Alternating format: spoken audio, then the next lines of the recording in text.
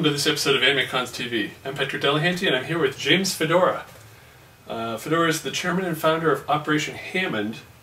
It's the country's premier non-profit organization for con safety, medical, and attendee advocacy. Can you tell me some of the typical situations Operation Hammond might handle at a convention? Well, the most visible arm of Operation Hammond is our operational side, our medical side. Every single person within OH is trained in first aid. We have a lot of EMTs, paramedics, as well as a couple of nurses. So we're experts in dealing with the unexpected situations and emergencies that come up at conventions. What prompted you to create Operation Hammond? Well, a little about me. I've been an EMT for a long time, and I've been an avid convention staffer. And for a long time, everybody knows I'm an EMT. And everybody would come to me for help when it came to medical situations or emergencies.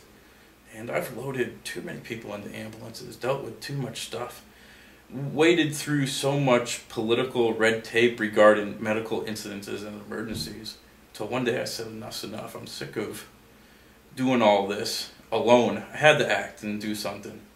And luckily the stars aligned the right way at the right time to make this work. Because without a lot of key people within my organization, I wouldn't be sitting here right now. Without my volunteers and my senior staff, I can't do what I do. I'm just one person. But I've been able to really pull together some of the most fantastic people that are passionate about what we do at Operation Hammond and really enjoy helping people in time of need. Because there is a need out there. I can guarantee it. Anybody that's gone to a convention has heard of somebody getting hurt, not knowing where to turn in the case of a medical situation, a social situation, or even need some medical training, because that's what we do as well. We're really almost a one-stop shop for all that, and we're proud to do it. In fact, I find it as an honor. Over the last year, I've devoted a good chunk of my life to this, and it's something I gladly do, because without us, frankly, some people wouldn't be alive right now. And for that, they have us to thank. That's great. Do you work with police or paramedics, other emergency agencies at all? Well, we'll go through. It's pretty simple, actually, when you think about it. You know, I'm a professional EMT by trade, so this is what I do.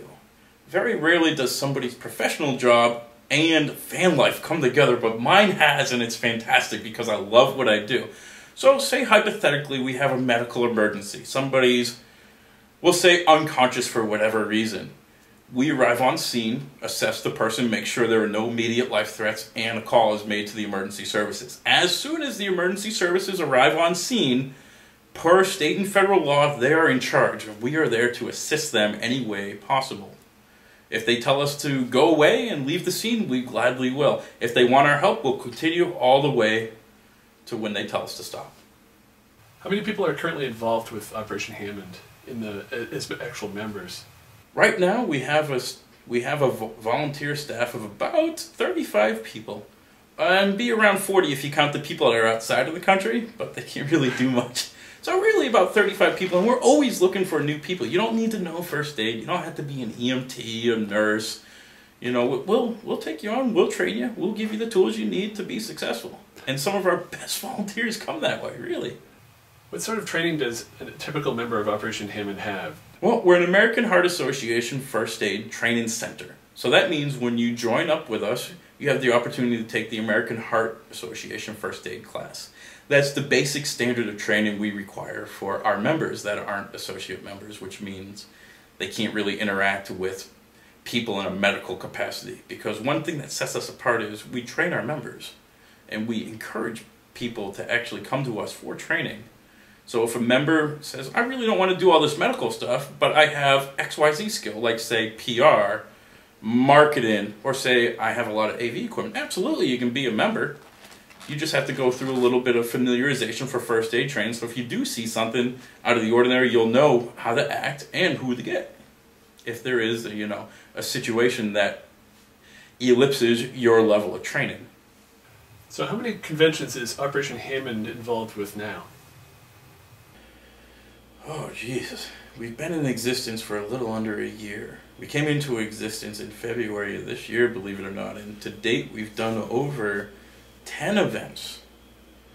Various conventions, organizations, and events based on training, medical aid, as well as outreach. What size events do you typically deal with? Well, we deal with any size from tiny, small little events that are maybe one day and maybe like 20 people to events that range in numbers of thousands. Do you work in a certain region of the country?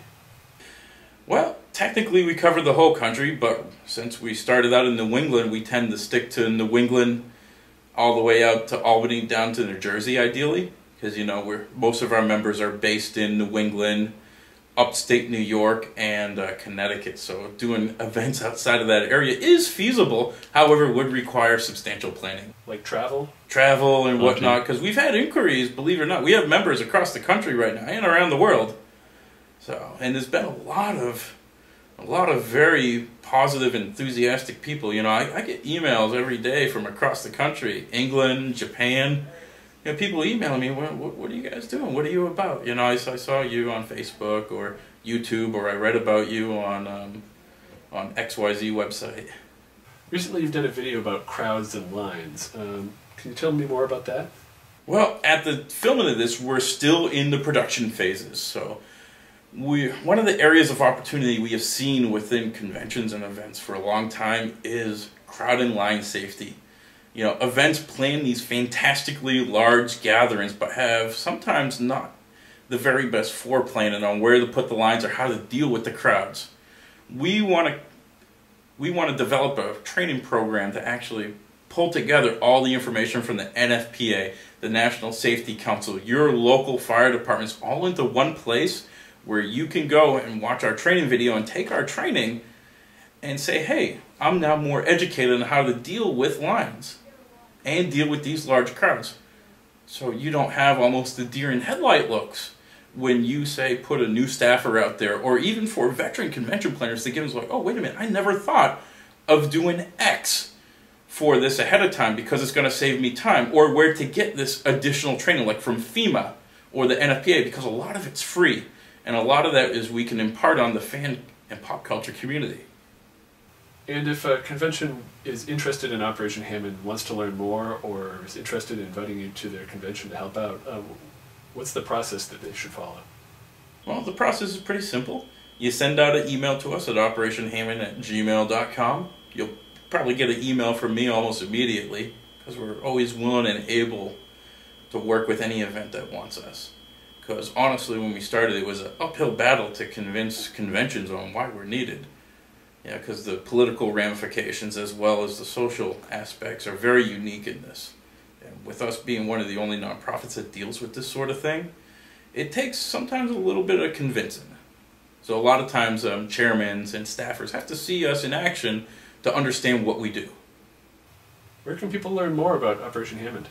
The best way to learn more about this is going to our website, www.operationhammond.com, or like us on Facebook underneath Operation Hammond. You know, if you go there, you'll find out about us, how to donate, and where you can volunteer and get more information. If you're an event organizer, you can email us and we'll be back in touch with you, usually within 48 hours. Well, I hope more conventions will take advantage of the service you offer. It's great. Well, I really do too. It's something near and dear to me. Thank you very much for joining me. Absolutely. And join us next week on AnimeCons TV when we celebrate our 50th episode. This is a very special episode. We're going to show a lot of bloopers and behind-the-scenes stuff and some never-before-seen footage, so you don't want to miss that. You can find it on iTunes. Just subscribe to AnimeCons TV, or you can find it at animecons.tv. And if you have any feedback, send us an email at podcast@animecons.tv, or call our voicemail line at 762-ADEQUATE.